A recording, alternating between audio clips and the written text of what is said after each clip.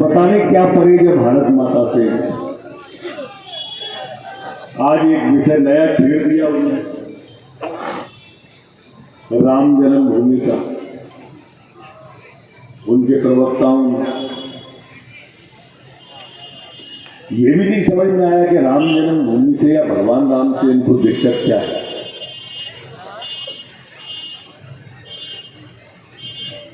शपथ पत्र दे दिया कि राम रावण युद्ध हुआ ही नहीं जब मनमोहन सिंह की सरकार थी। तो राम रावण काल्पनिक है, राम रावण युद्ध काल्पनिक है, राम सेतु था ही नहीं। लेकिन नासा के वैज्ञानिकों ने जब कहा कि राम सेतु है तो मान लिया। हमारी रामायण को झूठा साबित करने में कोई कसर नहीं। वो तमिलनाडु की सरकार थी जिसने राम को काल्पनिक बता दिया था। दिल्ली में कांग्रेस की सरकार थी और अभी भी INDIA गठबंधन का ही अंग है, वो तमिलनाडु का है, जिसने सनातन पर उंगली उठा दी है। सनातन को डेंगू कह दिया और मच्छर कह दिया।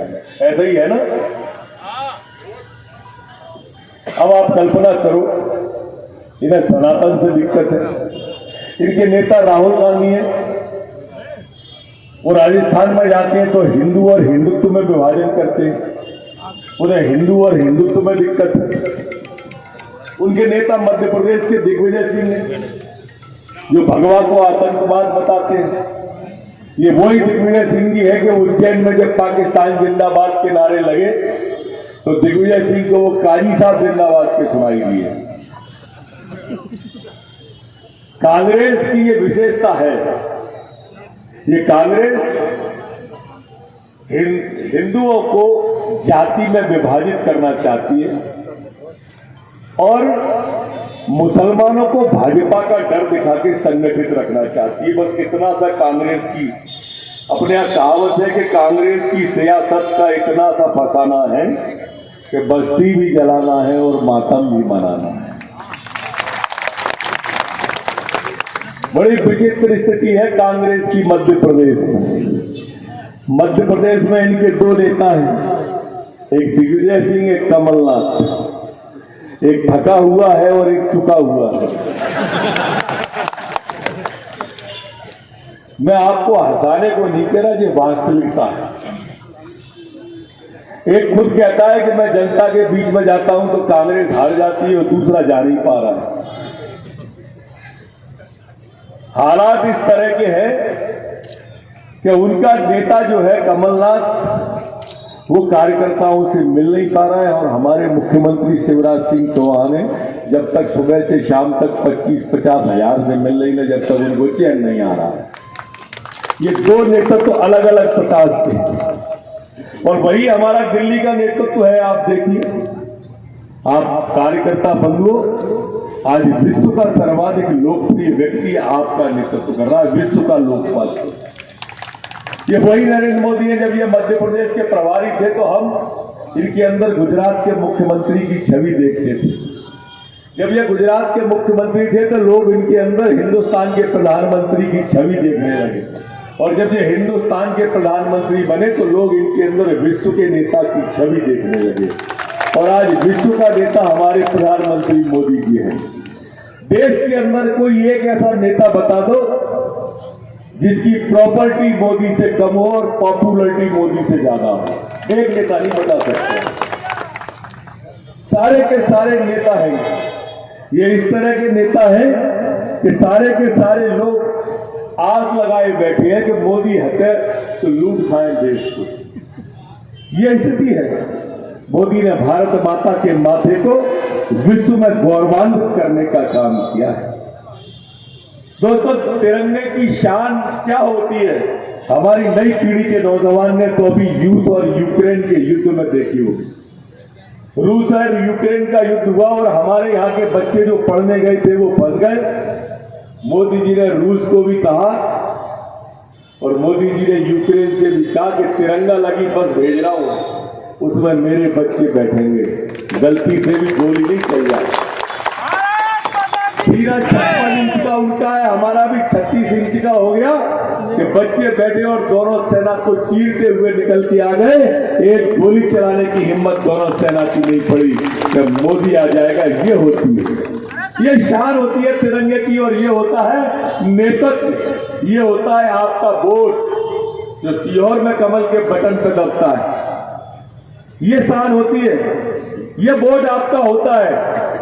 कांग्रेस की सरकार थी मनमोहन सिंह की, तो हम कश्मीर के लाल चौक पर तिरंगा नहीं फहरा पाते। मोदी जी आए, कश्मीर के लाल चौक पर तिरंगा तो फहराने की बात क्या है, चांद पर तिरंगा फहरा दिया। चांद फहराया कि नहीं फहराया, आप बताओ। मनमोहन सिंह था तो पाकिस्तान, कांग्रेस की सरकार थी तो पाकिस्तान हमसे कश्मीर मांगता था। मोदी जी आए तो पाकिस्तान कश्मीर को छोड़ो, भीख मांग रहा है कटोरा लेके। ये आपके वोट की ताकत है मित्रों, आपके वोट की ताकत। वोट कमल के निशान पर दबता है, दहशत पाकिस्तान में आती है कि मोदी की पार्टी जीत रही है, आती है कि नहीं आती है। वोट कमल का सीहोर में दबता है, सेना की बाजू बॉर्डर पर मजबूत हो जाती है कि भाजपा जीत रही है, राष्ट्रवादी पार्टी जीत रही है। वोट कमल का सीहोर में दबता है तो देश में उज्ज्वला योजना के सिलेंडर बंटने लगते हैं। वोट कमल का सीहोर में दबता है, प्रधानमंत्री आवास आ जाते हैं लोगों के। वोट कमल का सीहोर में दबता है और स्वदेश राय जीतता है तो सुलभ शौचालय घर घर के लिए बन जाते हैं, शौचालय घर घर बन जाते हैं। मेरे दोस्तों, आपको इस क्षेत्र में लोगों को बताना पड़ेगी कि कितनी ताकत है आपके। ये ताकत आप ही के वोट के अंदर है। सच में इतना मीठा है कि ज्यादा देर साथ में रह ले तो डायबिटीज होने का डर लगता है। बहुत प्यारा आदमी है, बहुत प्यारा। मेरे उधर पूज्य भाभी भी खड़ी है, एक बार जोर से ताली भाभी जी के लिए हो जाए। अभी मैं आया था सीहोर महाराज जी के पास में, मिश्रा जी के पास में, तब भी पूज्य भाभी भी मिल गई थी। जन्मदिन था महाराज जी का शायद, उस दिन भी मिल गए थे। आज भी मुझे जाना था पर क्योंकि चेंज हो गया मेरा प्रोग्राम। मैं आपको सच बता रहा हूँ मित्रों, स्वदेश स्वयं अपने आप में अपार क्षमता है, समेटे हुए अपार क्षमता। देखो, मैं संकेतों में ही बात कर सकता हूँ, इसका अधिकार है, पर मैं ये कह सकता हूँ मेरे भाई का उज्जवल भविष्य है। बहुत दिनों बाद सीहोर को नेतृत्व मिलने वाला है।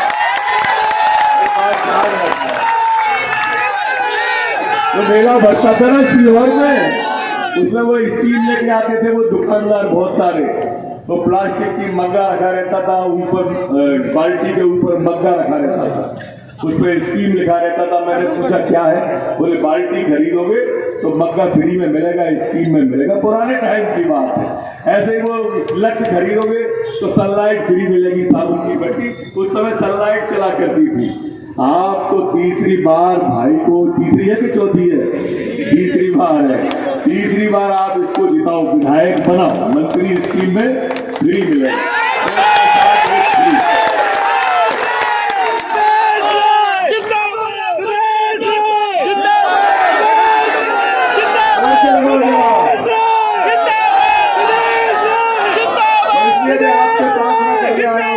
मैं आपसे निवेदन करने आया हूं कि आप सिर्फ अपना और अपने परिवार का वोट डालने की बात मत करना। इतनी बड़ी संख्या में आप सब यहाँ पर बैठे हुए, पूरी ताकत से, पूरी शिद्दत से, पूरी मेहनत से स्वदेश के लिए लग जाओ, आने वाले कल के लिए लग जाओ, सुनहरे भविष्य के लिए लग जाओ। बाकी कभी हम पूरी करेंगे। दोनों हाथ उठा के बताओ, स्वदेश के लिए लगोगे? और सिर्फ 20 दिन भी नहीं बचे हैं, ये 5 साल देंगे, ये भी देंगे, मैं भी दूंगा। ये पूरी करेंगे और ये नहीं करे तो मैं जान लगा दूंगा आपके लिए। सीहोर वालों, जान आप तो कमल का बटन दबाएंगे, भाजपा को जितवाएंगे, सुरेश भाई को भोपाल पहुंचाएंगे। बहुत बहुत धन्यवाद। जो बंधु भारती